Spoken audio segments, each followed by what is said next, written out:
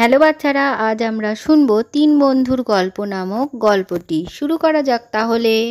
কোনো এক গভীর জঙ্গলে লাল টুনি পাখি তার দুই ছানা চুন্নু আর মুন্নুকে নিয়ে বসবাস করত।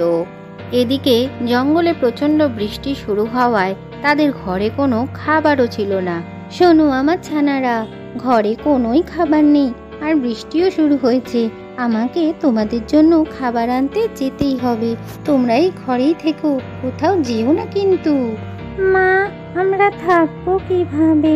এত বৃষ্টি আর বাজ পড়ছে, আমাদের খুব ভয় করছে। দেখো আমার ছানারা, ঘরে কোনোই খাবার নেই, আমাকে তো যেতেই হবে। তোমরা কিছু চিন্তা করো না, আমি এক্ষুনি খাবার নিয়ে চলে আসছি। এদিকে দুষ্টু চিল সেও খাবারের সন্ধানে বাইরে বেরিয়ে পড়ে।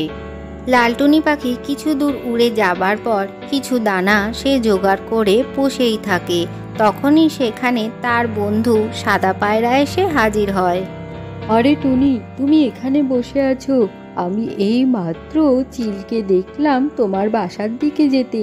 তোমার বাসায় তো তোমার ছানাগুলো একলাই রয়েছে, চলো সেখানে। কি বলছো পায়রা? আমি যদি তাড়াতাড়ি না যাই, চিল তো আমার ছানাগুলোকে একেবারেই মেরে ফেলবে। বাসায় কোনো খাবার না থাকায় আমাকে খাবারের সন্ধানে বের হতেই হলো।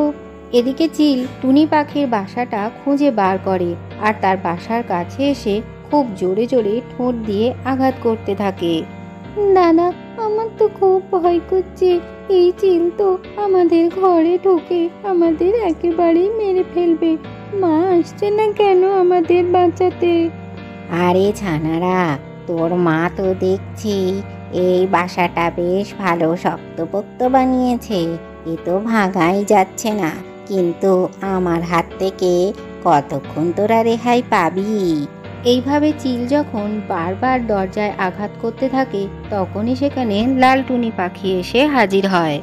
চিল, এইভাবে তুমি আমার দরজায় ধাক্কা দিও না। চলে যাও তুমি এখান থেকে।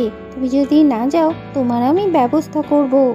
হ্যাঁ হ্যাঁ হ্যাঁ হ্যাঁ, তাই নাকি? তুই আবার আমার কি ব্যবস্থা করবি রে? ঠিক আছে, আগে তাহলে আমি তোকেই খাই, তারপরে নয় তো দুটো ছানাকে খাওয়া যাবে। এই বলে চিল যখনই টুনি পাখিকে আক্রমণ করতে যাবে, তখনই পায়রা এসে চিলের ওপরে আক্রমণ করে দেয়। দুজনের আক্রমণে চিল আর থাকতে না পেরে সেখান থেকে পালিয়ে যায়। আজকের গল্পটি থেকে কি শিখলে বাচ্চারা? কেউ বিপদে পড়লে অবশ্যই তাকে সাহায্য করা উচিত।